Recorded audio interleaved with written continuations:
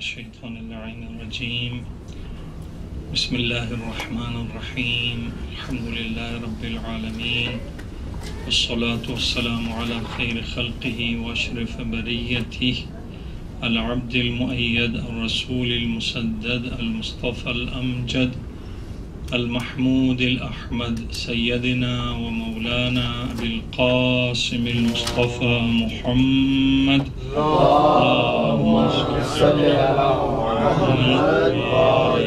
محمد وعلى آله الطيبين الطاهرين المعصومين المظلومين الذين ذهب الله عنهم الرجس وطهرهم تطهيرا اللهم صل على محمد وآل محمد. میرے خیال میں اگر بچے سامنے آ جائیں تو میں بچوں کے حساب سے میں پڑھوں. ادھر سے بھی اگر چھوٹی بچیاں اگر ہیں تو سامنے آ جائیں. Small girls can come here and sit in front of me so I speak according to you. Small girls, come here please. آ جاؤ بیٹا, آ جائیں. جو چھوٹی بچیاں ہیں نابالغ وہ یہاں آ جائیں.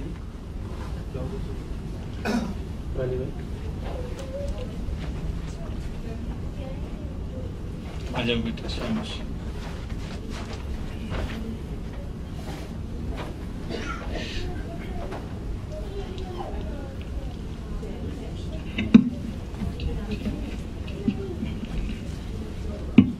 محمد وآل محمد صلوات اللهم صل على محمد وآل محمد.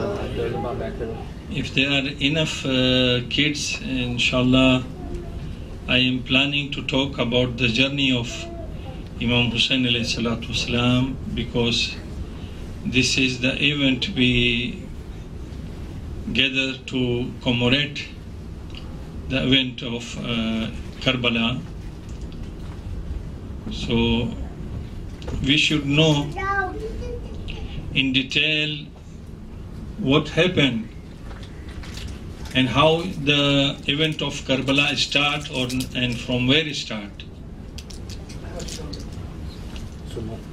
Actually, the event of Karbala started basically just after the demise of Holy Prophet sallallahu alaihi wasallam.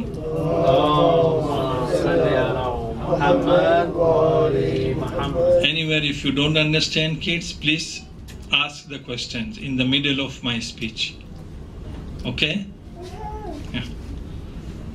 So the event of Karbala start from where?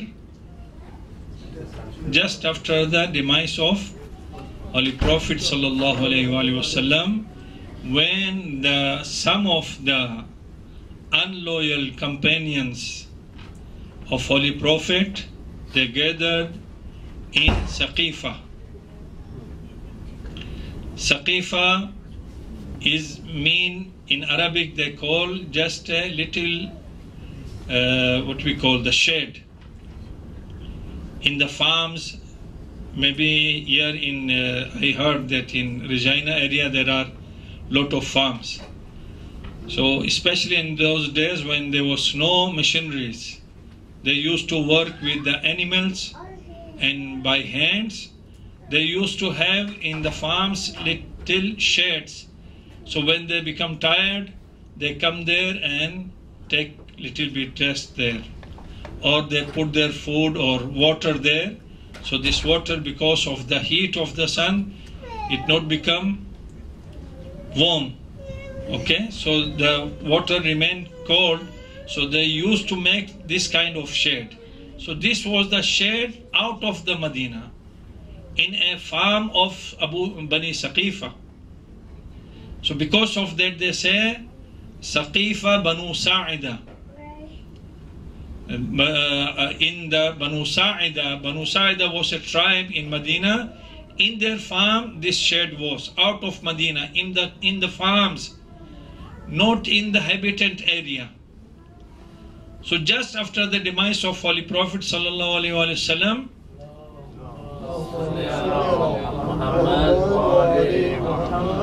When Holy Prophet ﷺ, he passed away, the first Khalif of Muslimin was out of Medina, in the suburbs, in a village out of Medina. So the second Khalif of Prophet, which was Umar, he take out his sword, and if he was shouting in the streets of Medina, if anyone said that Prophet, he passed away, I am going to kill him.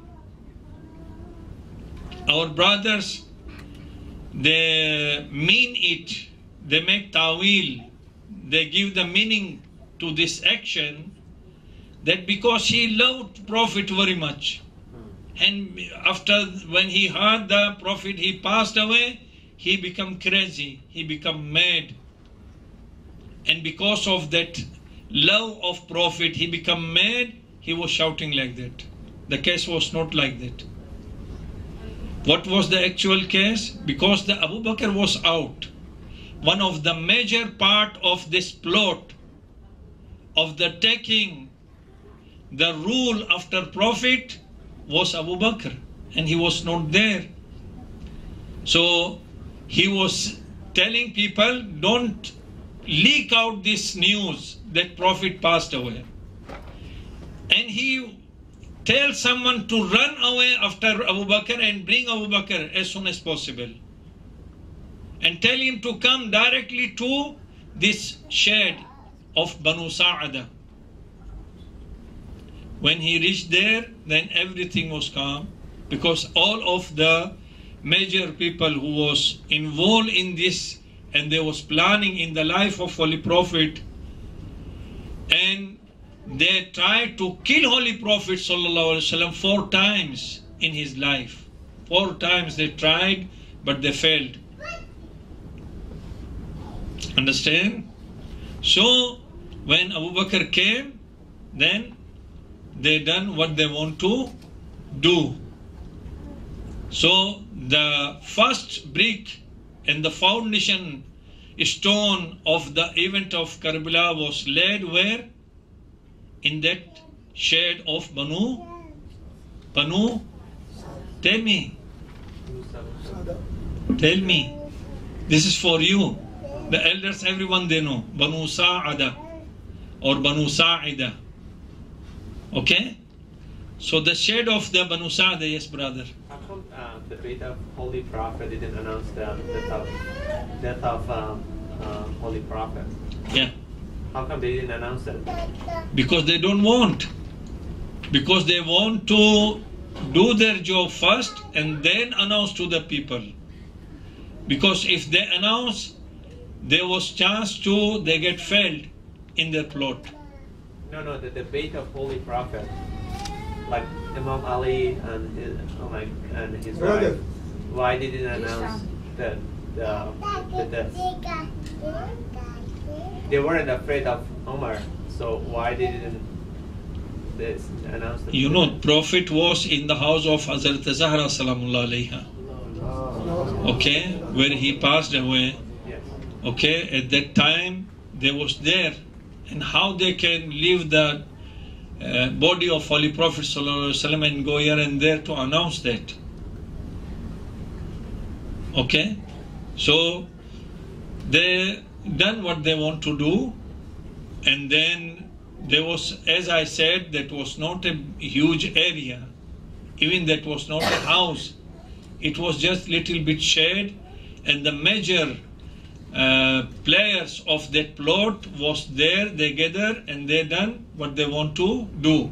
In that plot, there was some muhajirin, the migrators who came from Mecca, and some of the Ansar. Ansar was the help, means helpers. The helpers was the Medinian people. So both of them was there, and they done their job, and then they announced that the bay'at or the oath of allegiance.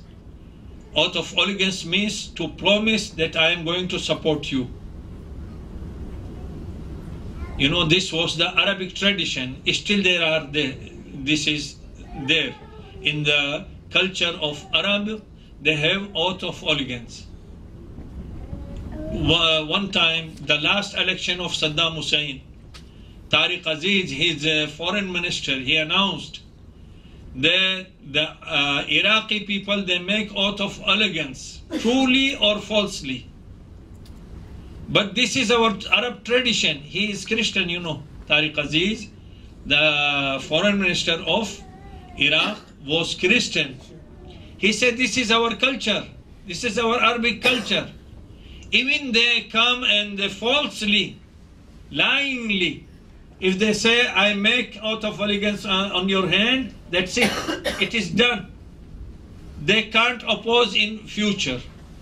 So if there are reports that in the election there was some corruption was done, but it is not going to do anything because this is the Arabic tradition and Arabic culture, and it is done, and they make the oath of allegiance, they promise to Saddam Hussein to support him, that's it. So this was the Arabic tradition at that day until now. So, and because of that, at the end of last days of the Holy Prophet, Prophet Sallallahu Alaihi Wasallam, he passed away on Monday, and that was on Thursday. Prophet, when he passed?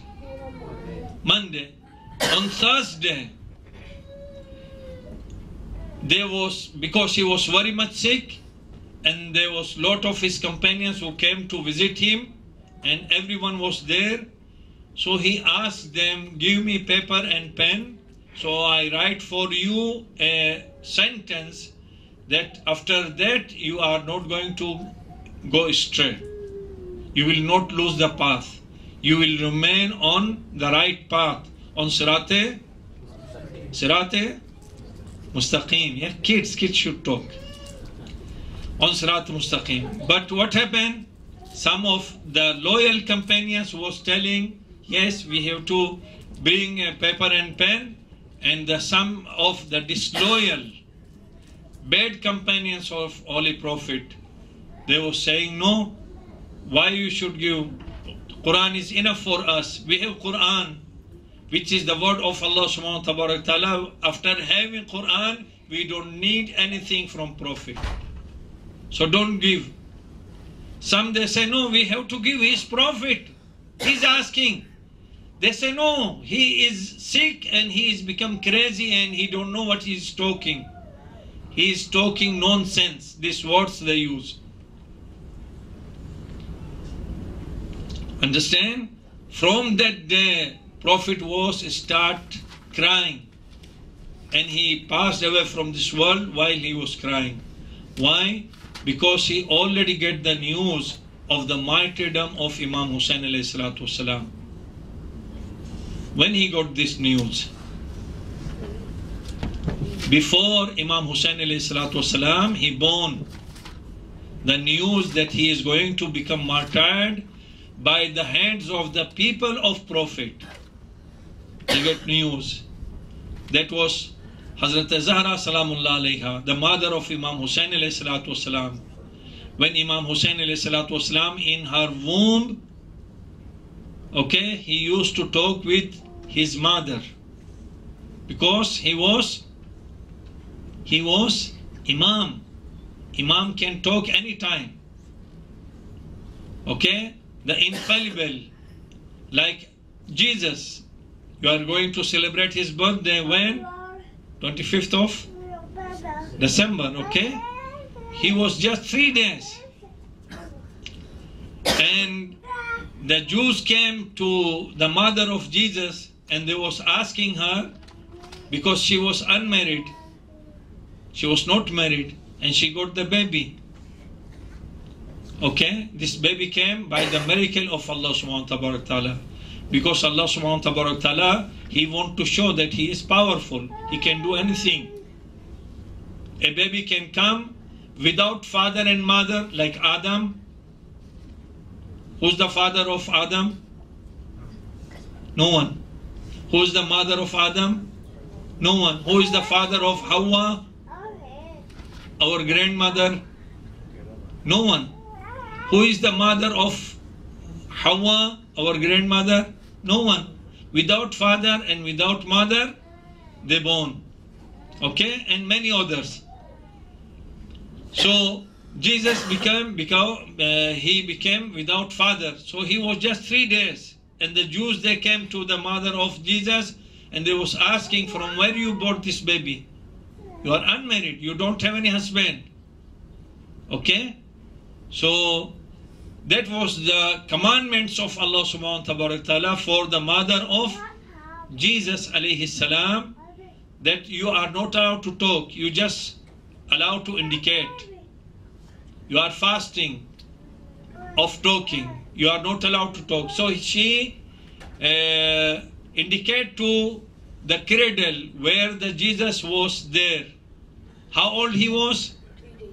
3 days. Okay? He was just 3 days. And they was saying, strangely, how this baby who is in cradle, how he is going to talk? She emphasized, go and ask him. So they came and he started talking. 3 days baby, he started talking. What he said? Inni Abdullah, I am the servant of Allah. Atani al-kitaba, he gave me book. Waja'alani nabiyya, and he make me prophet. Okay, so he was talking. Why? Because he was prophet. He was infallible. All the prophets are infallible, masoom. All the messengers are infallible, masoom. All the A'imma alayhimu salatu wasalam are infallible and masoom. Okay, so masoom. There is no difference between the masoom of 1 day and the masoom of 100 years. There is no difference, the masoom in the womb and masoom on the lips of his mother. He can talk. Okay, so he was talking. And Quran says, this is not the hadith. This is not the narration, rawaya. This is Quran, which means this is 100% true. Quran says when the baby was in the womb of mother, she was unhappy, she was crying. When she gave birth, she was crying. After that also she was crying. Why she was crying? Because the baby was talking to her mother. What he was talking, what he was saying. Yeah, son, he was saying, oh mom, I am thirsty. Oh mom, I am hungry. Oh mom, I am going to become martyred. Okay, so she was listening this and she was crying. And many times Prophet sallallahu alaihi wasallam, he used to come to visit his daughter. How many daughters he had? One. Prophet was only, he had one daughter. And he don't have any son. All of his sons was passed away. 3 sons. Okay. And this one daughter he have, and he loved very much to her daughter. So he used to come lot of the times, 3 times a day minimum. He used to come to visit her daughter, and she was not far where his home was. Anyone, any kid, you know where his house was? The house of Hazrat Zahra was where? Just in the mosque. Sehen ko kya bolte hain bhai?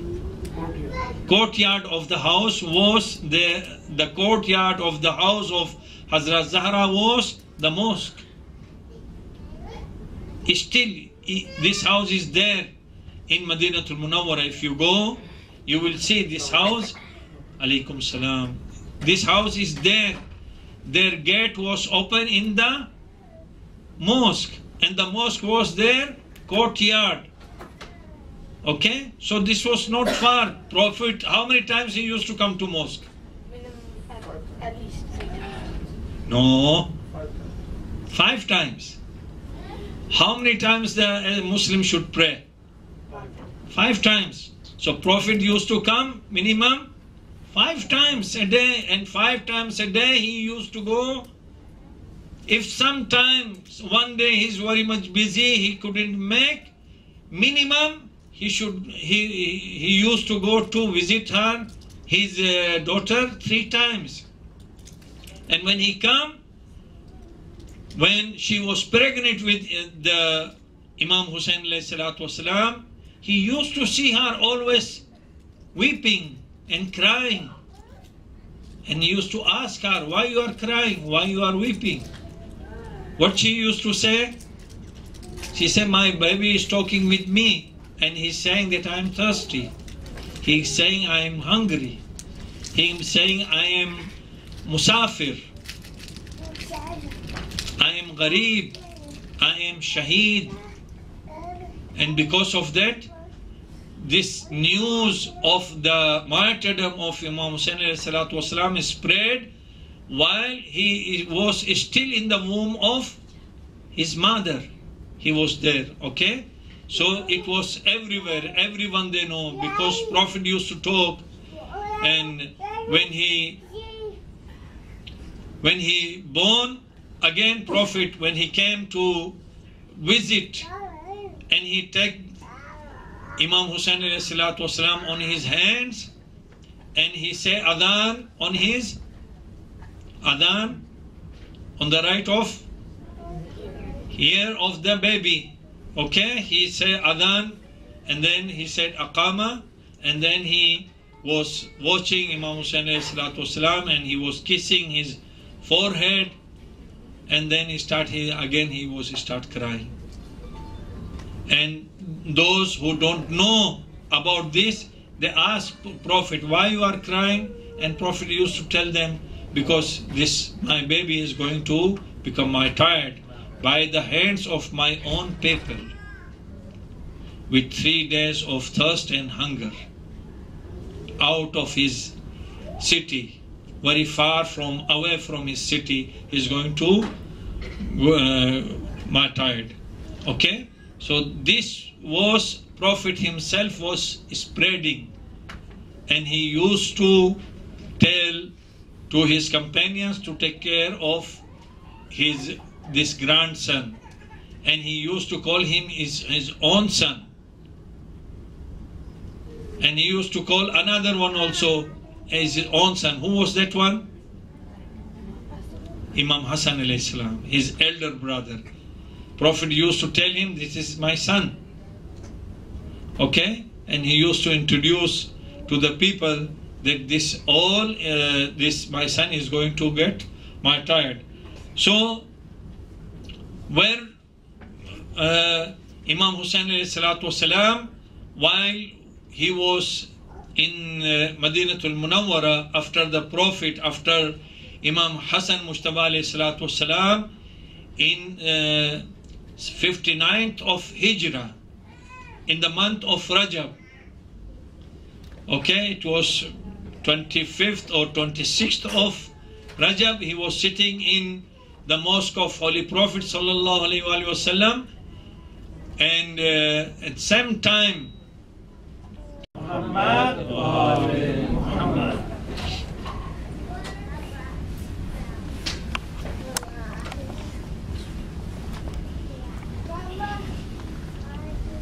خطبہ پڑھ چکے ہیں تو دوبارہ خطبہ پڑھنے کی میرے خیال میں ضرورت نہیں ہے.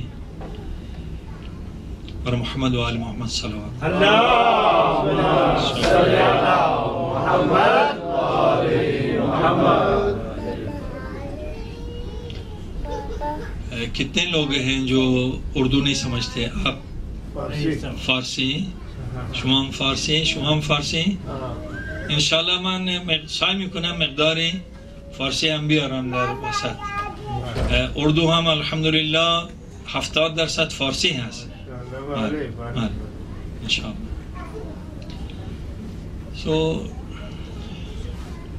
خداوند تبارک و تعالی کا لاکھ لاکھ شکر ہے، اس کا احسان ہے، اس کا کرم ہے، اس کا فضل ہے ہم گنہگار بندوں کے اوپر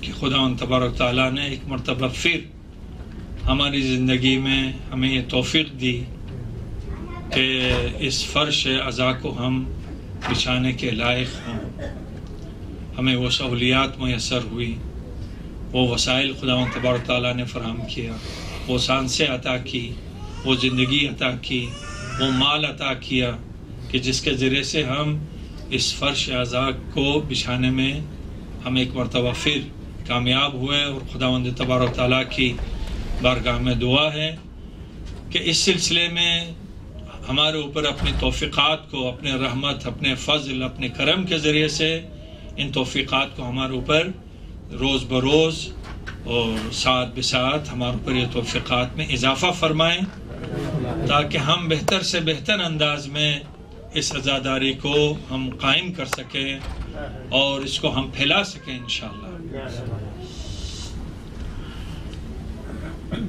ظاہر ہے کہ آپ حضرات برسوں سے جو بزرگ حضرات ہیں، بڑے بڑے ذاکرین سے اپنے اپنے علاقوں کے اندر، اپنے اپنے شہروں کے اندر اور مختلف وسائل کے ذریعے سے آپ مجالس سنتے رہتے ہیں، بڑے بڑے علماء سے۔ میں عالم تو کجا ایک ادنا سا طالب علم بھی شاید نہیں ہوں۔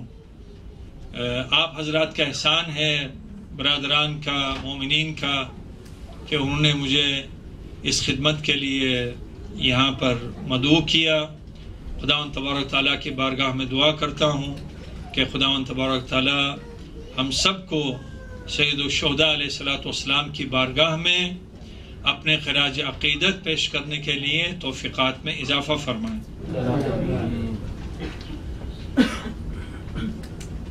تو مجھ سے ظاہر ہے کہ وہ توقعات کے جو ایک بزرگ عالم سے ہوتا ہے وہ توقعات نہ رکھیں۔ انشاءاللہ جو کچھ بھی ہمارے لیے ممکن ہوگا، مل بیٹھ کے ایک ساتھ ایک دوسرے کے ساتھ تعاون کرتے ہوئے انشاءاللہ ہم اس خدمت کو انجام دینے کی کوشش کریں گے۔ اور ظاہر ہے کہ ہمارا ہدف اور ہمارا مقصد ان مجالس اعضاء کے قائم کرنے کا صرف ایک ہی ہے۔ ہم کسی رسم کی بنیاد پر یہ مجالس قائم نہیں کرتے کہ چونکہ ایک رسم ہے ہم وہ کرنا ہے، نہ رواج ہے نہ رسم ہے۔ ہم اسے عبادت سمجھ کے اس کام کو انجام دیتے ہیں، اور ہر عبادت کے انجام دینے میں آپ حضرات مجھ سے بہتر جانتے ہیں، ہم جب بھی نماز پڑھتے کیا کہتے ہیں؟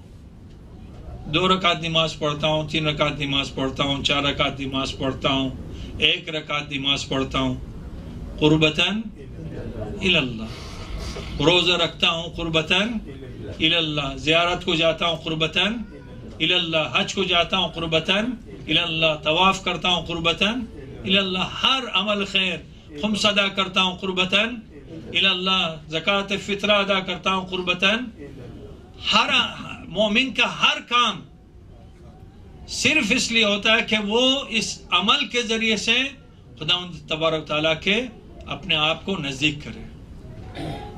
خدا تو ہمارے سے نزدیک ہے ہی، وَهُوَ أَقْرَبُ مِنْ حَبْلِ الْوَرِيدِ، وہ ہمارے شہرہ کے گردن سے بھی زیادہ قریب ہے۔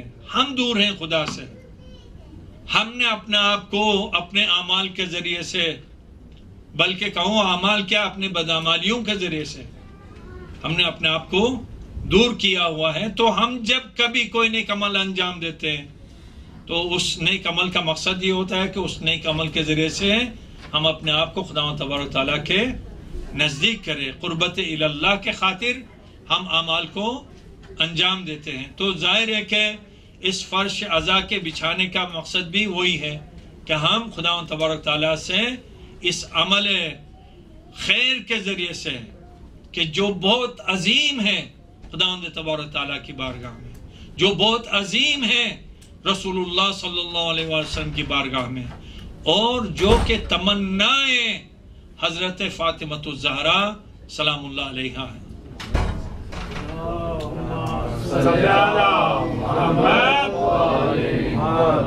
ظاہر ہے کہ آپ حضرات سنتے رہتے ہیں، یہ صرف آپ لوگوں کے لیے یادآوری ہے اور میرے اپنے واسطے لیے یادآوری ہے کہ جب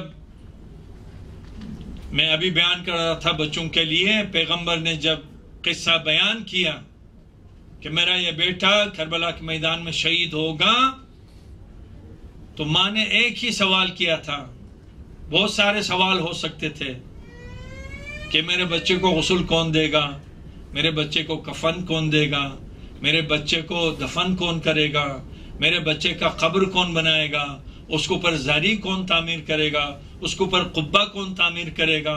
کچھ سوال نہیں کیا، ایک ہی سوال کیا تھا کہ میرے بچوں کے اوپر کون روئے گا. کی گریہ خواہد کرد پر پسرم. پیغمبر نے کیا جواب دیا تھا؟ پیغمبر نے کہا تھا کہ خداوند تبارک تعالیٰ ایک قوم کو پیدا کرے گا کہ جس کے بزرگ حسین کے بزرگوں کو پر گریا کریں گے، جس کے جوان حسین کے جوانوں کو پر گریا کریں گے، جس کے خواتین حسین کے خواتین کی مظلومیت پر گریا کریں گی، جس کے بچے حسین کے بچوں کو پر گریا کریں گے. تو پھر کیا کہا تھا حضرت زہرا سلام اللہ علیہ نے؟ فرمایا تھا کہ بابا پھر میں وعدہ کرتی ہوں کہ قیامت کے دن جب تک میں ایک ایک اپنے بچے کے اوپر رونے والوں کو جنت میں داخل نہ کر لوں، میں جنت میں قدم نہیں رکھوں گی. آپ اندازہ کریں اپنے قدر و قیمت کا، اپنے شان اور شوکت کا. حضرت زہرا بنت رسول خدا، معصومہ دو عالم، شفیع روز جزا، وہ فرماتی ہیں کہ میں جنت میں بہشت میں قدم نہیں رکھوں گی جب تک میں اپنے بچے کے ایک ایک رونے والے کو بہشت میں داخل نہ کر دوں، میں بہشت میں قدم نہیں رکھوں گی. کچھ اندازہ کر سکتے ہیں، کچھ تصور میں آ سکتا ہے کہ آپ کی کتنی قدر و منزلت ہے، کتنی شان اور شوکت ہے، آپ کس مقام کے اوپر ہیں، کس مرتبے کے اوپر فائز ہیں کہ حضرت زہرا سے پہلے آپ بہشت میں جائیں گے اگر آپ حسین کے رونے والوں میں سے شمار ہو جائیں، اگر خدا تبارک تعالیٰ ہمیں توفیق دے. لہٰذا ان دنوں میں عزیزان گرامی، دوستان عزیز، محترم خواتین، ایک ہی دعا کرنا ہے. شب روز اول محرم الحرام ہے، ان دنوں میں ہمیں ایک ہی دعا کرنا ہے، خداوند ہمیں آنسو عطا فرما، خداوند ہمیں گریہ کی توفیق عطا فرما، رونے کی توفیق عطا فرما، اور بہت رونے کی توفیق عطا فرما.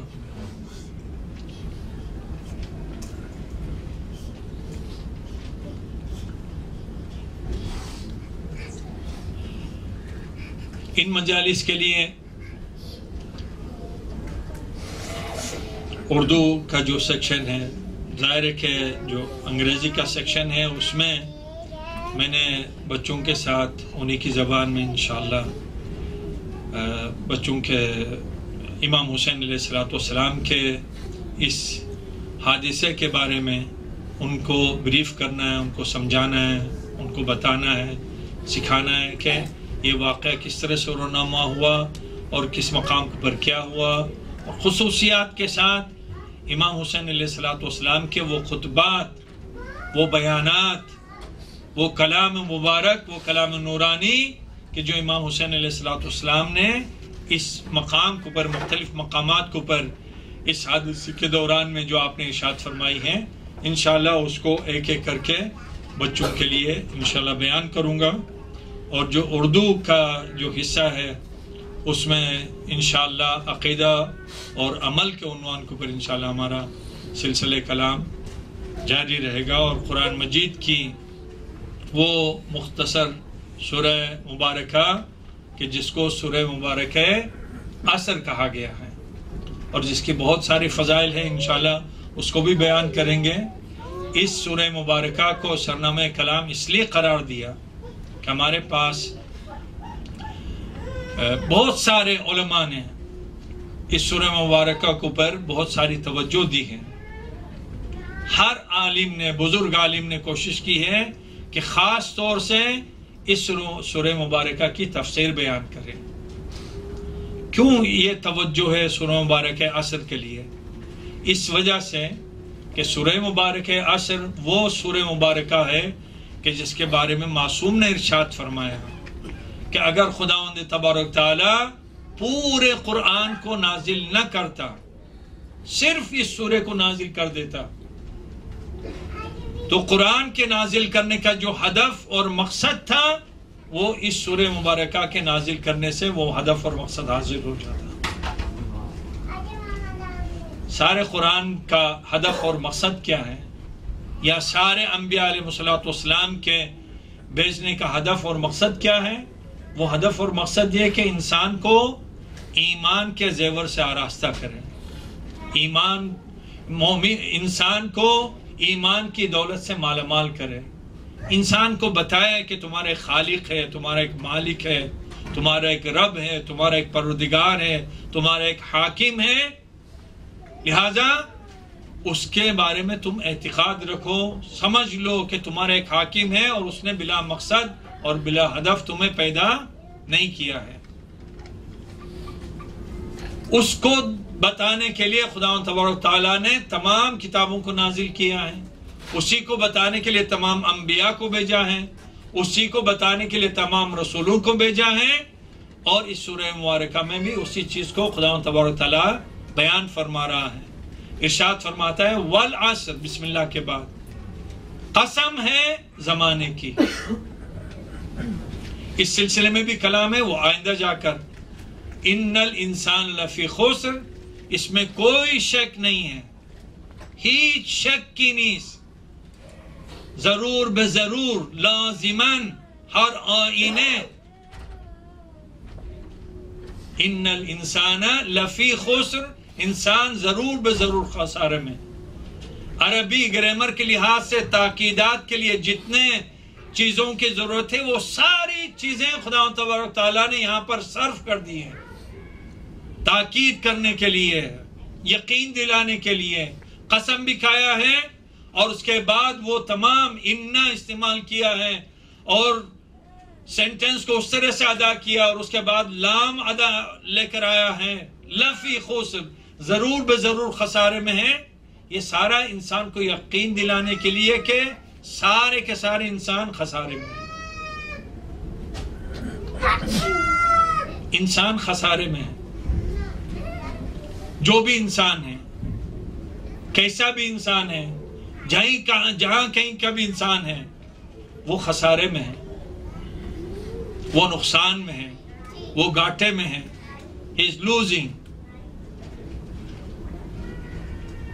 إِلَّا الَّذِينَ آمَنُوا، صرف ایک استثناء کو، ایکسپشن کو خداوند تبارک تعالیٰ نے یہاں پر استعمال کیا ہے. إِلَّا الَّذِينَ آمَنُوا، سوائے ان لوگوں کے، سوائے آنہا کے ایمان آورد and وہ ایمان لے آئے ہیں.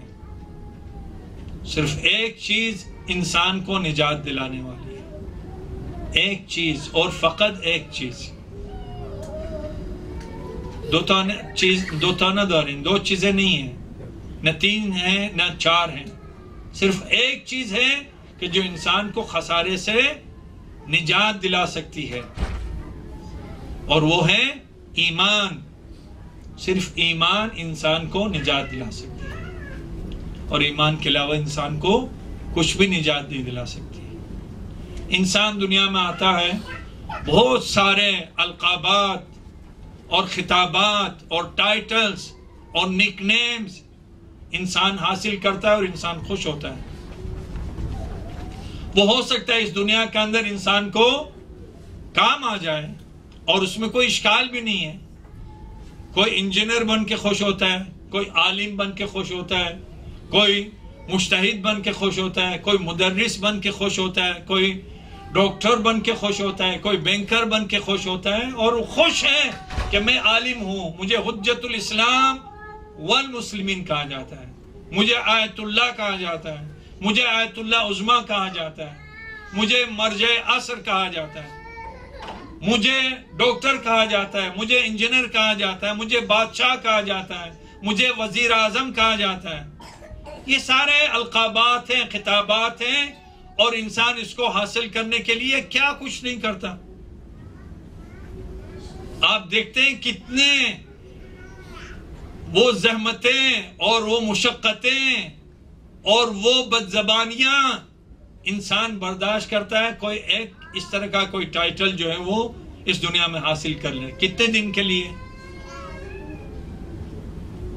40 سال کے لیے، 50 سال کے لیے، 60 سال کے لیے، زیادہ سے زیادہ 100 سال کے لیے۔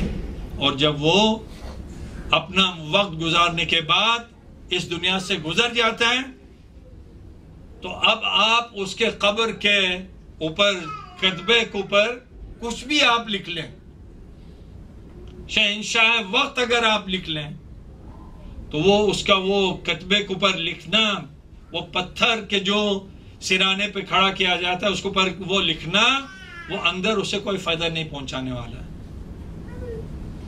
وہ بادشاہ تھا تو اس زمین کے اوپر تھا، وہ ڈاکٹر تھا تو اس زمین کے اوپر تھا، وہ انجینئر تھا تو وہ اس زمین کے اوپر تھا، وہ مرجع تھا تو وہ اس زمین کے اوپر تھا، وہ عالم تھا تو اس زمین کے اوپر تھا، وہ خطیب تھا تو اس زمین کے اوپر تھا، وہ جو کچھ تھا وہ اس زمین کے اوپر تھا۔ زمین کے اندر جانے کے بعد صرف ایک چیز اسے فائدہ دے گی، ایک چیز صرف،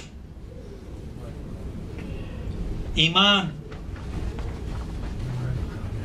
صرف ایمان اسے قبر کے اندر فائدہ پہنچانے والی ہے۔ اگر ایمان کو ساتھ لے کے گیا ہے تو وہ اسے فائدہ ہوگا، اس خسارے سے وہ بچ جائے گا قبر کے اندر۔ اور اگر خدا نخواستہ ایمان کو لے کے نہیں گیا ہے تو قبر کے اندر کوئی چیز، آپ قبر کے اوپر کچھ بھی کر لیں، ہزاروں، لاکھوں اور کروڑوں کو، بلکہ ساری دنیا کو آپ روزانہ کھانا کھلائیں، کپڑے پہنائیں، اس کے نام پہ مدرسے قائم کریں، اس کے نام پہ اسکول قائم کریں، یونیورسٹیاں بنا دیں، ہسپتالیں بنا لیں، سڑکیں بنا لیں، یہ سارے خیرات کے کام ہیں، یہ سارے نیکی کے کام ہیں۔ لیکن یہ سارے نیکیوں کے کام اس کو کہ جو بے ایمان اس دنیا سے گیا ہے اسے کوئی فائدہ نہیں پہنچانے والی ہے۔ ہزاروں، لاکھوں، کروڑوں افراد مل بیٹھے قرآن خوانی کرے اس کے لیے، اسے ذرہ برابر فائدہ نہیں پہنچے گا۔ سب مل کے بیٹھ کے درود کا ختم کریں، کروڑوں افراد مل کے ختم درود رکھیں اس کے لیے، اس سے کوئی فائدہ نہیں پہنچے گا۔ لیکن اگر وہ ایمان کے ساتھ گیا ہے، تھوڑا یا کم، وہ مقدار کی بحث نہیں ہے، اگر وہ ایمان کے ساتھ گیا ہے، تھوڑے سے بھی ایمان کے ساتھ، تو یہ ساری جو ظاہر ہے کہ ہم ہمیشہ دعا کرتے ہیں مومنین اور مومنات کے لیے، حکم بھی ہے اور ہمیشہ ہم کرتے ہیں، یہ ہمارے کلچر ہے، یہ ہماری ثقافت ہے، یہ ہمارے دین کی تعلیم ہے اور یہ ہماری مذہب کی درس ہے کہ ہم ہمیشہ ان تمام مومنین مومنات کے لیے کہ جو اس دنیا میں جی رہے ہیں، زندہ ہیں، حیات هستن، برای اونا هم دعا میکنیم و اونایی که از این دنیا رفتن برای اونا هم ما دعا میکنیم، چون دین ما به ما گفته که ما همیشه در فکر مؤمنین و مؤمنات باشیم، مسلمین و مسلمات باشیم۔ درست؟ ہمارے لیے حکم ہے، لہذا ہم ہمیشہ دعا کرتے ہیں اللہم اغفر للمؤمنین والمؤمنات والمسلمین والمسلمات۔ ہم جب کبھی جمع ہوتے ہیں ایسی مجالس میں، ہم آخر میں سب کے لیے سورہ فاتحہ پڑھتے ہیں، پڑھتے ہیں یا نہیں پڑھتے؟ تو یہ فاتحہ کا ثواب اور یہ دعا کا ثواب اور یہ دعا کا اثر اس سے ہوگا کہ جو ذرا سا بھی ایمان لے کے اس دنیا سے گیا ہے، اسے فائدہ پہنچے گا، اس کے عذاب میں کمی ہوگی، اس کے نیکیوں میں اضافہ ہوگا۔ ہمارے دعاؤں کے ذریعے سے، ہمارے صدقات کے ذریعے سے، ہمارے خیرات کے ذریعے سے ہم جو نیکیاں کریں گے اس کے اور اس کا ثواب اسے پہنچائیں گے تو وہ ثواب اسے جا کر ملے گا، کوئی رکاوٹ اس میں نہیں بنے گا۔ لیکن اگر خدا نہ کرے کوئی شخص مومن کہلاتا تھا، مسلمان کہلاتا تھا، لیکن خدا نہ کرے کہ اس دنیا سے بغیر ایمان کے اگر چلا جائے تو پھر اسے کوئی ذرہ برابر فائدہ نہیں ہوگا۔ اسی لیے قرآن مجید نے کہا یا ایھا الذین آمنوا اتقوا اللہ حق تقاتہ۔ ہم کس طرح سے جادہ ایمان پر برقرار رہ سکتے ہیں؟ صرف ایک چیز ہمیں جادہ ایمان پر برقرار رکھ سکتی ہے، عقائد ایمان سے وابستہ رکھ سکتی ہے۔ ایمان کی دولت ہمارے پاس بچ سکتا ہے جب ہم تقوی اختیار کریں۔ یا ایھا الذین آمنوا اتقوا اللہ حق تقاتہ، وہ عام تقوی نہیں بچا سکتی۔ خدا فرماتا ہے کوشش کرو ہمیشہ کہ حق تقوی اختیار کرو، جو واقعاً خدا سے ڈرنے کا اور خدا سے خوف رکھنے کا اور خدا کے احکام پر عمل کرنے کا جو حق ہے اس حق کو ادا کرنے کی کوشش کرو۔ ظاہر ہے کہ حق تو کوئی بھی ادا نہیں کر سکتا، کون ادا کر سکتا ہے؟ جب پیغمبر اکرم صلی اللہ علیہ وآلہ وسلم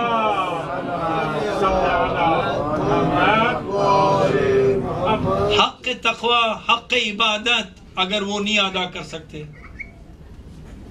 راتوں کو جناب عائشہ دیکھتی تھی پیغمبر کو کہ آئے بستر کے اوپر لیٹے اور آنکھ کھول کے دیکھا تو بستر پہ موجود نہیں ہے، مصلی پہ کھڑے رو رہے ہیں، گڑ گڑا رہے ہیں، فریاد کر رہے ہیں، چیخ رہے ہیں، چلا رہے ہیں، کھانپ رہے ہیں، رات بھر مصلی عبادت پر کھڑے ہو کر پیغمبر اکرم کی حالت یہ ہوتی تھی کہ ان کے پیر سوج جاتے تھے۔ جناب عائشہ فرماتی تھی کہ یا رسول اللہ، کیا خداوند تبارک تعالیٰ نے آپ کے سارے گناہوں کو معاف نہیں کر دیا؟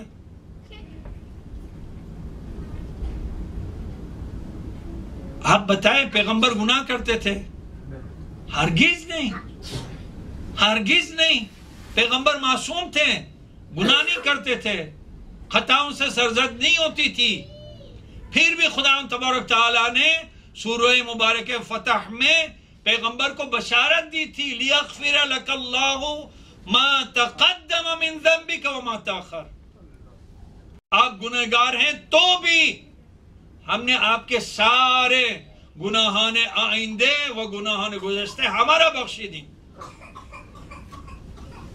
اگر شما فکر میکنید که شما گناهگار هستین، در آن حالی که شما گناهگار نیستین.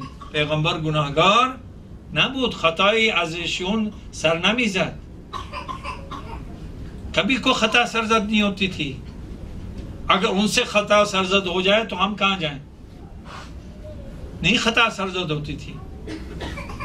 پھر بھی خدا تبارک تعالیٰ نے ان کی اطمینان کی خاطر، برای اطمینان پیغمبر که شما مطمئن باشین، شما اینقدر ناله نکنید، شما اینقدر فریاد نکنید، شما اینقدر گریه نکنید، شما اینقدر قیام نکنید، استغفار نکنید. هیچ مجلسی پیغمبر اکرم صلی اللہ علیہ وسلم نمی نشست که 70 بار قبل از با شدن از اون مجلس 70 بار استغفر الله ربی و اتوب الیہ می بفرمود. کوئی مجلس نہیں ہوتی تھی پیغمبر اس مجلس سے کھڑے نہیں ہوتے تھے جب تک 70 مرتبہ استغفر اللہ ربی واتوب الیہ نہیں فرماتے.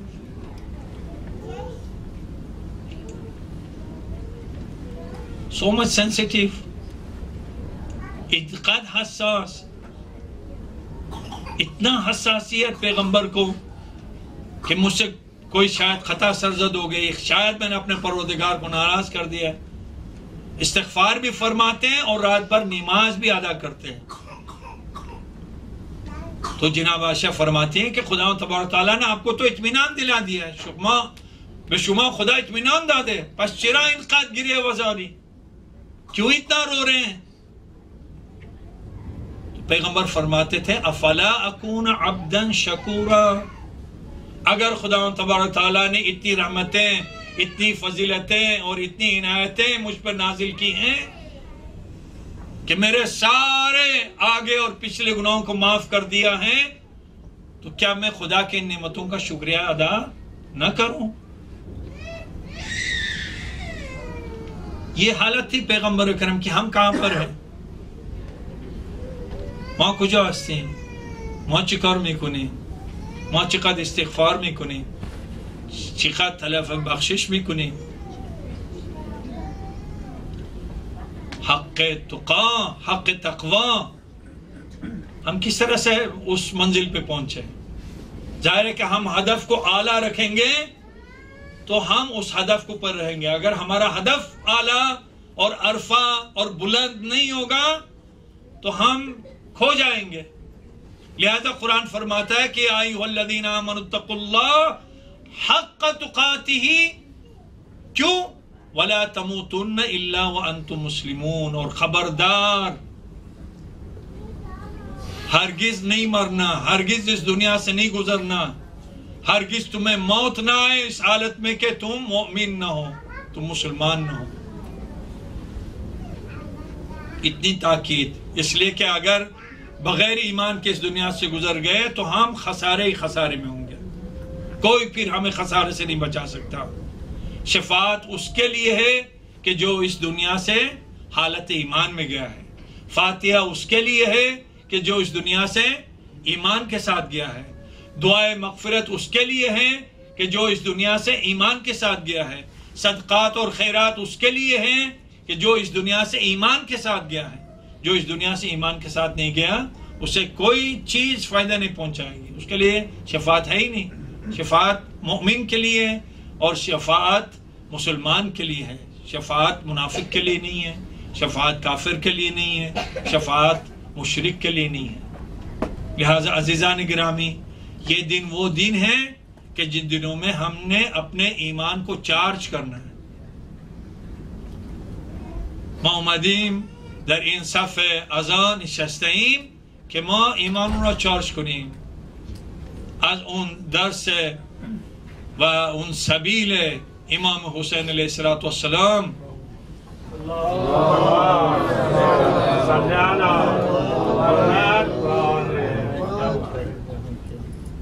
فیض امام حسین علیہ السلام، یہ امام حسین علیہ السلام کا فیض ہے، ان کا کرم ہے کہ اس نے ہم گناہگاروں کو یہ درس عطا کیا. ظاہر سال بھر بہت سے لوگ روزانہ مسجد جاتے ہیں، کچھ لوگ شب جمعہ مسجد میں جاتے ہیں، کچھ لوگ جمعہ مسجد میں جاتے ہیں، کچھ لوگ فقط عید کے دن مسجد میں جاتے ہیں، کچھ لوگ عید پہ بھی نہیں جاتے ہیں. لیکن وہ لوگ کہ جو عید پہ بھی مسجد میں نہیں جاتے، امام بارگاہ میں نہیں جاتے، وہاں پر کہ جہاں پر مومنین کا اور مسلمین کا اجتماع ہوتا ہے نہیں جاتے، وہ ضرور ایام عاشوراء فرش اعضاء پر ضرور حاضر ہوتے ہیں. یہ امام حسین علیہ السلام کا ہمارے اوپر بہت بڑا کرم ہے، اس کی بہت بڑی بخشش ہے. ان للحسین حرارۃ فی قلوب المؤمنین لم یبرد ابدا. معصوم کا فرمان ہے کہ خداوند تبارک تعالیٰ نے مومن کے دل میں، ظاہر مومن، یہ ساری توفیقات مومنین کے لیے ہیں، اور آپ اہل ایمان ہیں، اور آپ کو خداوند تبارک تعالیٰ نے اس کے لیے چن لیا ہے، منتخب کر لیا ہے. لہذا آج پہلا محرم ہے اور آپ یہاں پر فرش اعضاء پر موجود ہیں. اور بہت سے ہمارے برادران اور ہمارے خواہران، ہماری بہنیں، وہ پہلے آئی، انہوں نے فرش اعضاء بچھایا اور انتظام کیا. خداوند تبارک تعالیٰ ان کو زیادہ توفیق دی. خداوند تبارک تعالیٰ ہمیں بھی زیادہ توفیق عطا فرمائے. تو ہم آتے ہیں اور آ کر اس سے ہم فیض حاصل کرتے ہیں. آپ اندازہ کریں اس فرش اعضاء کا اور ذکر حسین علیہ السلام کا، امام حسین علیہ السلام کے نام پر ہم جمع ہوتے ہیں. کتنا تذکرہ ہوتا ہے امام حسین علیہ السلام کا اس فرش پر؟ 10 منٹ.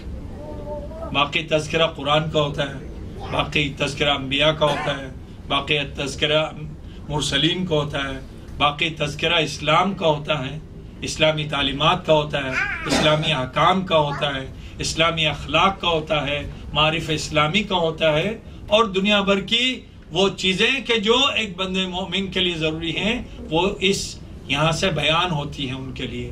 یہ سب امام حسین علیہ السلام کا صدقہ ہے، ان کا فیض ہے، ان کا کرم ہے. لہذا ہم اپنے دامن کو پھیلائیں ان کی بارگاہ میں، اور یہاں سے جتنا ہو سکے ہم اپنے لیے دولت کو جمع کریں اور ان کے اس درس سے ہم فائدہ اٹھائیں. ور محمد وآل محمد صلی اللہ علیہ وسلم.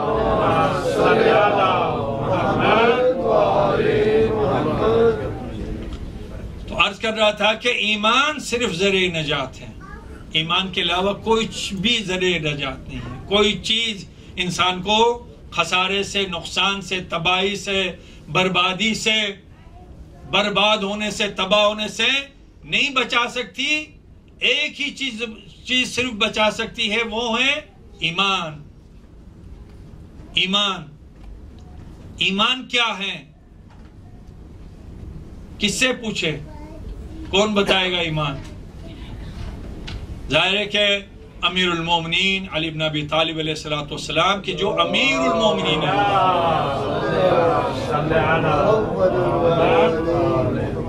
جو مومنین کا امیر ہیں، جو اول مومن ہیں، مسلم اول شہ مرداں علی، عشق را سرمائے ایمان علی، مسلم اول ہیں. اس سے پہلے کوئی اسلام لانے والا نہیں تھا. کیوں؟ اس لیے کہ وہ علی تھے کہ جب پہلی وحی نازل ہوئی، کہاں پہلی وحی نازل ہوئی؟ غار حرا میں. پیغمبر وہاں عبادت فرماتے تھے، اور اسی میں جبرائیل نازل ہوا، اور پہلی وحی لے کر جبرائیل پیغمبر اکرم کو پر نازل ہوا. اور وحی نازل ہو رہی تھی، جبرائیل آیا ہوا تھا اور جبرائیل وحی لے کر آیا تھا. کوئی اور جبرائیل کو نہیں دیکھتا تھا، وہ صرف علی کی ذات تھی کہ جو جب کبھی جبرائیل آتے تھے اور وحی لے کر آتے تھے تو وہ جبرائیل کو دیکھتے تھے اور وحی کو دیکھتے تھے، اور نبوت کی خوشبو کو امیر المومنین سونگھتے تھے. کیوں؟ اس لیے کہ علی بن ابی طالب علیہ السلام کوئی غیر نہیں تھا، کوئی الگ سے چیز نہیں تھا، پیغمبر سے کوئی الگ سی چیز نہیں تھی. پیغمبر میں شریک تھے، نبوت میں شریک تھے، شریک کے کار نبوت تھے علی بن ابی طالب علیہ السلام. لہذا امیر المومنین نے فرمایا کہ ارا نور الوحی واشم ریح النبوہ، میں نے نور وحی کو میں نے خود اپنے آنکھوں سے دیکھا، اور نبوت کی خوشبو کو میں نے خود سونگا. تو علی بن ابی طالب علیہ السلام پیغمبر کو نبی بنتے ہوئے دیکھ رہے تھے، رسول بنتے ہوئے دیکھ رہے تھے، وحی حاصل کرتے ہوئے دیکھ رہے تھے، نور وحی کو دیکھ رہے تھے. وہ علی تھے، وہ علی تھے کہ جن کو پیغمبر اکرم صلی اللہ علیہ وآلہ وسلم بچپنے میں اپنے پاس لے کر گئے تھے اور ان کی تربیت فرما رہے تھے.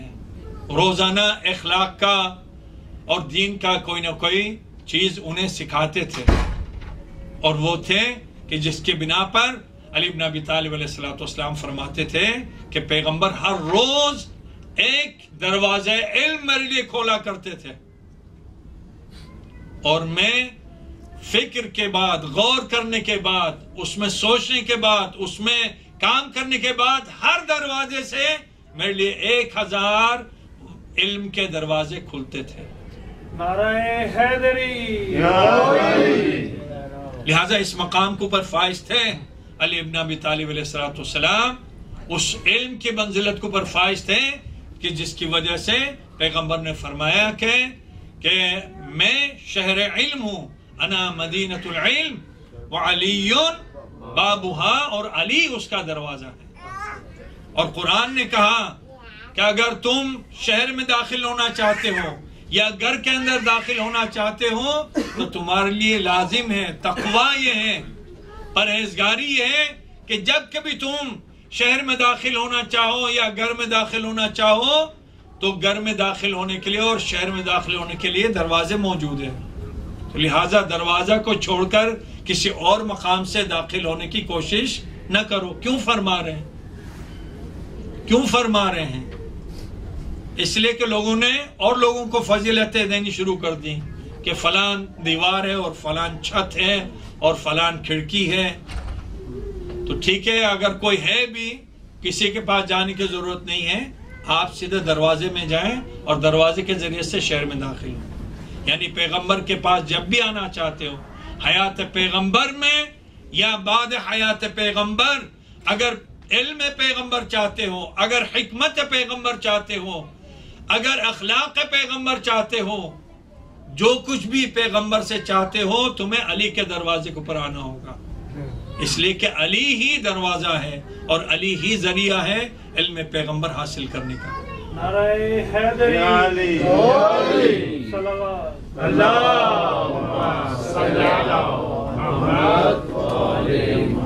لہذا جب علی دروازہ ہیں اور ہمیں حکم ہے کہ دروازے پر جائیں تو ہم کیوں ادھر ادھر جائیں؟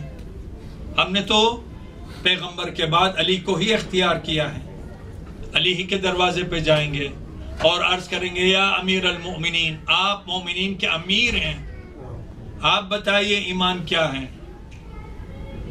ظاہر ہے کہ جو ہم جیسے تھے، جو علی جن لوگوں نے علی کو دروازہ اختیار کیا تھا، علی کو امیر اختیار کیا تھا، وہ گئے علی کے پاس، سئلا عن امیر المؤمنین علی ابی طالب علیہ الصلوۃ والسلام عن الایمان، امیر المؤمنین علی ابن ابی طالب علیہ الصلوۃ والسلام سے ایمان کے بارے میں سوال کیا گیا کہ یا علی بتائیے مل ایمان، ایمان کیا ہے؟ ایمان کسے کہتے ہیں؟ کس طرح سے ہم ایمان کو حاصل کر سکتے ہیں؟ کس طرح سے ہم مومن بن سکتے ہیں؟ وہ کیا چیزیں ہیں کہ جن کے حاصل کر کے ہم ایمان کو حاصل کر سکتے ہیں، اور وہ کیا چیزیں ہیں کہ اگر وہ چیزیں ہمارے اندر نہ ہو تو ہمارے ہاتھ سے ایمان نکل جائے گا؟ تو امیر المومنین نے جواب دیا الایمان علی اربع دعائم، ایمان کا عمارت 4 ستونوں کے اوپر قائم ہے، بنا ایمان بر 4 ستون قرار داده شده، 4 چیزوں کے ذریعے سے تمہیں ایمان حاصل ہوگا، 4 چیزیں اگر تمہارے اندر ہوں گی تو تم صاحب ایمان کہلاؤ گے، اور اگر یہ 4 چیزیں تمہارے اندر نہ ہوئی تو تم صاحب ایمان نہیں ہو سکتے۔ مشکلی کی نداری شما میفهمین؟ خب وہ 4 چیزیں کیا چیزیں ہیں؟ سب سے پہلے الصبر والیقین والعدل والجہاد۔ کیا چیزیں؟ صبر، بتائیے میرے ساتھ، یقین، عدل، جہاد۔ صبر، یقین، عدل، جہاد۔ احسن، 4 چیزیں، یہ 4 چیزیں اگر ہوں گی آپ کے پاس، امیر المومنین فرما رہے، اس سے بہتر کوئی بھی ایمان کی تعریف نہیں کر سکتا، ایمان کی ڈیفینیشن کوئی بھی دوسرا علی کی طرح نہیں کر سکتا۔ کسی اور سے پوچھیں گے تو وہ ناقص بتائے گا، علی اگر بتائیں گے تو کامل بتائیں گے، اس لیے کہ وہ کل ایمان ہے۔ برز الایمان کلہ الی الکفر کل، پیغمبر کا فرمان ہے کل ایمان، ایمان کو کامل بتائے گا، تو علی نے کامل ایمان بتایا کہ اگر یہ 4 چیزیں تمہارے اندر ہوئی تو تمہارے اندر ایمان کامل ہوگا، اور اگر یہ 4 چیزیں نہیں ہوئی تو تمہارے اندر ایمان کامل نہیں ہوگا۔ سب سے پہلی چیز صبر، اور پھر فرمایا کہ صبر کا ایمان کے ساتھ کیا تعلق ہے، کیا نسبت ہے؟ امیر المومنین فرماتے ہیں کہ الصبر من الایمان کالرأس من الجسد، صبر کا ایمان کے ساتھ وہی تعلق ہے، صبر کا ایمان کے ساتھ وہی نسبت ہے کہ جو انسانی سر کا انسانی جسم کے ساتھ ہے. اگر کسی بدن کے اوپر آپ نے سر دیکھ لیا تو آپ اس میں آپ کو یہ اندازہ ہو سکتا ہے شاید یہ زندہ ہو. اس کی زندگی کے لیے اس کو بچانے کے لیے ہم کچھ کوشش کر سکتے ہیں.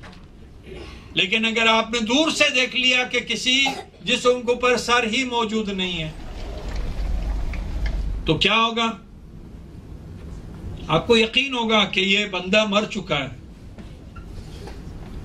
صحیح ہے یا نہیں؟ اس میں زندگی نام کی کوئی چیز باقی نہیں ہے. کیوں؟ اس لیے کہ سر ہی موجود نہیں ہے. جس بدن کے اوپر سر موجود نہ ہو اس کے زندگی کے بارے میں ذرہ برابر آپ گمان نہیں کر سکتے کہ شاید اس کے اندر کوئی زندگی کا کوئی رمق، شاید رمقی در این فرد که سر نداره داشته باشه شما همچی تصوری نمیکنید چون سر ندارن. اگر سر داشته باشه شما میتونید تصور، شاید این زنده هست، شاید میتونیم ایشون را نگه داریم، ولی اگر سر موجود نداشته باشه اصلا تصور زندگی در اون محال است. لہذا امیر المؤمنین میفرمایند که نسبت صبر به ایمان نسبت سر به بدن هست. مثل سر به بدن انسان مثل صبر به ایمان هست. وہ ایمان کے جو جس کے اندر صبر نہیں ہے وہاں ایمان ہے ہی نہیں. ایمان کا تصور نہیں ہے. ممکن ہی نہیں ہے کہ کسی بندے مومن کے اندر صبر نہ ہو اور وہ کہے کہ میں مومن ہوں. وہ کہہ رہا ہے ٹھیک ہے، ہم کسی کو نہیں روک سکتے، لیکن اگر صبر نہیں ہے تو وہ مومن نہیں ہے، اور اگر صبر ہے تو ایمان ممکن ہے اس کے اندر.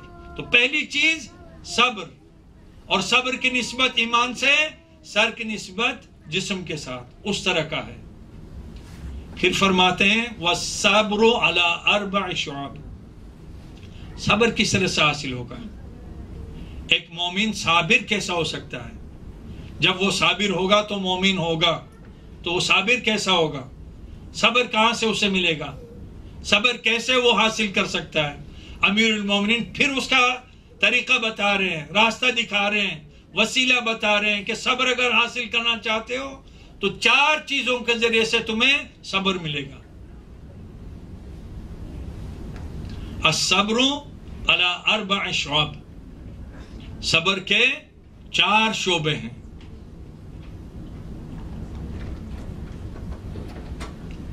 تو صبر کے 4 شعبے ہیں. 4 چیزوں کے ذریعے سے تمہیں صبر ملے گا، اور اگر یہ 4 چیزیں نہیں ہوئی تو تمہیں صبر نہیں مل سکتا. یہ انشاءاللہ کل انشاءاللہ بیان کریں گے، اور 9 بجے تک ہے. صلوات پڑھیے.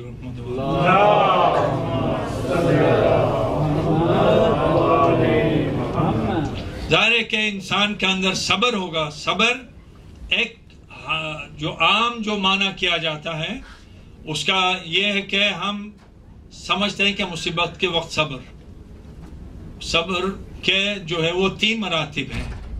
صبر جو ہے وہ انسان اطاعت کے اوپر صبر کرتا ہے، مصیبت کے اوپر صبر کرنا ہے، صبر اطاعت کے اوپر صبر کرنا ہے، اور صبر جو ہے وہ معصیت کے اوپر صبر کرنا ہے. پیغمبر اکرم صلی اللہ علیہ وسلم نے ارشاد فرمایا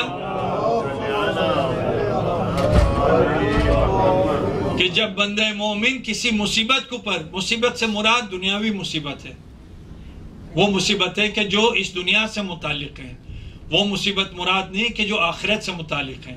مثلا انسان کے جو دنیاوی تعلقات ہیں، مثلا انسان کے ہاتھ سے اس کی دولت نکل گئی، کاروبار ٹھپ ہو گیا، نوکری نکل گئی، چوری ہو گیا، ڈاکہ پڑ گیا اور دولت اس کے ہاتھ سے نکل گئی، یا کسی عزیز رشتہ دار کا انتقال ہو گیا اور اس کے ہاتھ سے وہ عزیز رشتہ دار نکل گیا، اس کے اوپر صبر کریں. تو اگر صبر مصیبت کے اوپر کریں، پیغمبر فرماتے ہیں کہ خدا تبارک تعالیٰ اسے 300 درجات عطا کرتا ہے. 300 درجات کہ جس درجات کے بارے میں ہم تصور نہیں کر سکتے کہ وہ 300 درجات کیا ہے. ایک درجہ کتنا ہے تاکہ ہم وہ تصور کریں کہ 300 درجات کتنے، وہ انشاءاللہ آئندہ مجلسوں میں آئے گا۔ خداوند تبارک تعالی توفیق عطا فرمائے کہ ہم ان جو مسائل ہم بیان کر رہے ہیں انشاءاللہ اس کو ہم صحیح طریقے سے بیان کر سکیں، آپ حضرات صحیح طریقے سے سمجھ سکیں پہلی بات، اور اس کے بعد ہم اس کو پر عمل کر سکیں انشاءاللہ کہ جو اس کا ہدف اور مقصد ہے انشاءاللہ۔ ان اللہ مع الصابرین۔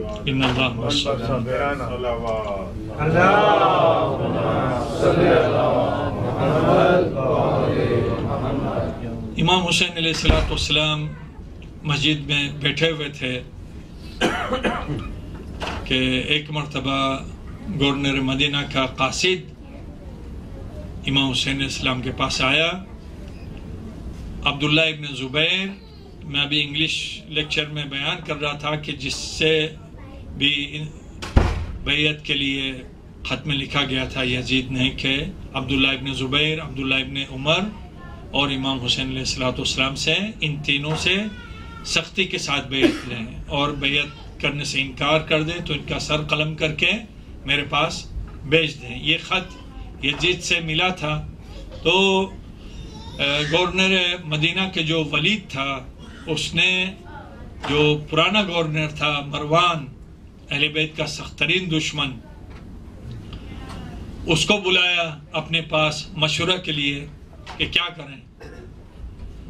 مروان نے کہا کہ آپ ایسا کریں کہ دن ہونے سے پہلے رات کا وقت ہی فوراً ابھی اپنے قاصد کو بھیجیں اور ان تینوں افراد کو فوراً بلا کر لے آئیں اور ان سے آپ بیعت لے لیں، نزارید روز بشه۔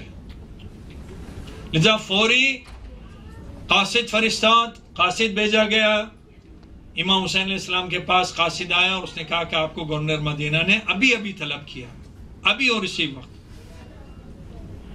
ظاہر ہے کہ عبداللہ ابن زبیر ساتھ میں بیٹھا ہوا تھا، انہم شنید، اس نے بھی سن لیا۔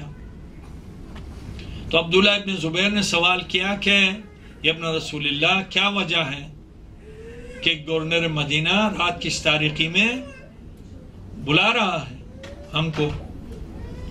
تو امام حسین علیہ السلام نے فرمایا کہ ارا ان طاغیہ توفى، حلقت طاغیہ، ان کا جو طاغی تھا معاویہ، مجھے لگتا ہے کہ وہ گزر گیا ہے، اور اس وجہ سے اس سے بیعت کے لیے، یزید کے بیعت کے واسطے ہمیں رات کی تاریکی میں بلایا گیا۔ المختصر، امام حسین علیہ السلام وہاں سے اٹھ کے گھر پہ تشریف لائے، اور گھر میں آ کر آپ نے بتایا کہ میں ابھی مجھے گورنر ہاؤس جانا ہے اور میرے ساتھ چلیں۔ ظاہر ہے کہ محلہ بنی ہاشم کا جو خاص محلہ تھا، جو ایریا تھا، سب کے گھر ایک دوسرے کے بہت قریب تھے۔ جناب زینب دوڑتی ہوئے آئیں اور انہوں نے بھی سب کو جمع کیا اور سب کو مسلح کیا، اور امام حسین علیہ السلام ان 18 بنی ہاشم کے جوانوں کو اپنے ساتھ لے کے گورنر ہاؤس کی طرف روانہ ہوئے۔ عزیزداروں، یہ مصیبت کی ابتدا ہے۔ امام حسین علیہ السلام گورنر ہاؤس پہنچنے پر آپ نے جوانوں سے کہا کہ چونکہ گورنر نے مجھے اکیلے میں بلایا ہے، لہٰذا آپ حضرات کا میرے ساتھ اندر جانا مناسب نہیں ہے، آپ یہیں پہ کھڑے رہیں۔ اگر میری آواز بلند ہوئی تو تم اس وقت بلا جھجک گورنر ہاؤس میں داخل ہو جانا، اور جیسا موقع ہو اس کے مطابق تم عمل کرنا۔ امام حسین علیہ السلام گورنر ہاؤس میں داخل ہوئے، ولید نے اٹھ کے آپ کا استقبال کیا، آپ کو اپنے پہلوؤں میں بٹھایا بہت احترام اور عزت کے ساتھ، اور اس کے بعد خط لا کر آپ کے ہاتھ کو پر رکھ دیا۔ اس خط میں یہی لکھا تھا کہ آپ حسین سے، حسین ابن علی علیہ السلام سے، عبداللہ ابن عمر سے اور عبداللہ ابن زبیر سے سختی کے ساتھ میرے لیے بیعت لے، اور اگر بیعت سے انکار کریں تو ان کا سر قلم کر کے میرے پاس بھیج دیں۔ امام علیہ السلام نے وہ خط پڑھا اور خط پڑھنے کے بعد اسے واپس کیا، اور واپس کر کے آپ نے کہا کہ اے گورنر مدینہ، تو بھی اس بات کو پسند نہیں کرے گا اور میں بھی اس بات کو نہیں پسند کروں گا کہ رات کی تاریکی میں ہم اپنا فیصلے کا اعلان کریں، لہذا کل دن ہو لینے دیں، تم جب سارے اہل مدینہ کو بلائے گا اس وقت جو بھی ہمارا فیصلہ ہوگا ہم وہاں سب کے سامنے بیان کریں گے۔ یہ کہہ کر آپ کھڑے ہو گئے، اور ولید نے بھی اس بات کو پسند کیا، کوئی اعتراض نہیں کیا، اس نے کہا ٹھیک ہے۔ جب امام حسین علیہ السلام وہاں سے جانے لگے تو مروان وہاں پہ بیٹھا ہوا تھا۔ مروان نے کہا کہ اے ولید، کیا غضب کر رہا ہے؟ ابھی اور اسی وقت حسین سے بیعت لے لیں یزید کے لیے، اور اگر انکار کرے تو ابھی ان کا سر کو قلم کر دیں، اور اگر تو نے یہ رات گنوا دی اور اس وقت یہ کام دونوں میں سے کوئی ایک کام انجام نہیں دیا تو پھر یاد رکھنا تو کبھی اس کو انجام دینے کے قابل نہیں رہے گا۔ بس عزاداران حسین، امام حسین علیہ السلام نے جب مروان کا یہ کلام سنا تو ایک مرتبہ غضبناک ہوئے، اور آپ نے بلند آواز سے مروان کو کہا کہ تو نے جھوٹ کہا، اے نیلگی آنکھوں والے کے بیٹے، تو نے جھوٹ کہا اور تو نے گناہ کیا، تیری یہ مجال کہ تم مجھ سے بیعت لے یا میرا سر قلم کرے، یا ولید کی یہ مجال کہ وہ مجھ سے یزید کے لیے بیعت لے یا میرا سر قلم کر دے۔ بس امام حسین علیہ السلام کا آواز کا بلند ہونا تھا۔ ایک مرتبہ وہ شیران بنی ہاشم جناب ابو الفضل عباس علیہ السلام کے کمان میں، ان کی سربراہی میں ایک مرتبہ گورنر ہاؤس میں داخل ہوئے، اور حضرت ابو الفضل عباس علیہ السلام مروان کو زمین سے اٹھا کر پٹک دینا چاہتے تھے۔ بس ایک مرتبہ امام حسین علیہ السلام نے شیر کے کندھوں کے اوپر آپ نے ہاتھ رکھا اور کہا کہ بھائی صبر کر، ہم جنگ میں پہل نہیں کرنا چاہتے، اور سمجھا کر اور انہیں حوصلہ دلا کر وہاں سے واپس چلے۔ عزادارو، جب امام حسین علیہ السلام گھر سے جا رہے تھے، جناب زینب نے ان سب کو اپنے ساتھ روانہ کیا، اور جب جانے لگے تو ایک مرتبہ خصوصیت کے ساتھ جناب ابو الفضل عباس کو اپنے پاس بلایا، اور اپنے پاس بلا کر کہا کہ بھیا عباس، میں اپنے بھائی کو تم سے لوں گی، میرے بھائی کا خیال رکھنا۔ اور عزادارو، جب تھوڑی دیر ہونے لگی امام حسین علیہ السلام کے واپس آنے میں، تو بار بار جناب زینب دروازے پر جاتی تھی، دروازے کو کھول کر باہر جھانکتی تھی کہ شاید میرا بھائی ابھی آ رہا ہے، شاید میرا بھائی ابھی آ رہا ہے۔ عزادارو، جب امام حسین علیہ السلام واپس پہنچے ہیں تو ایک مرتبہ چاہنے والی بہن نے بات کرے گی، اے میرے بابا کے گھوڑے، مجھے بتا کیا میرے بابا کو پانی پلا دیا گیا تھا یا پانی نہیں پلایا گیا، اور میرا بابا پیاسا ذبح کر دیا گیا۔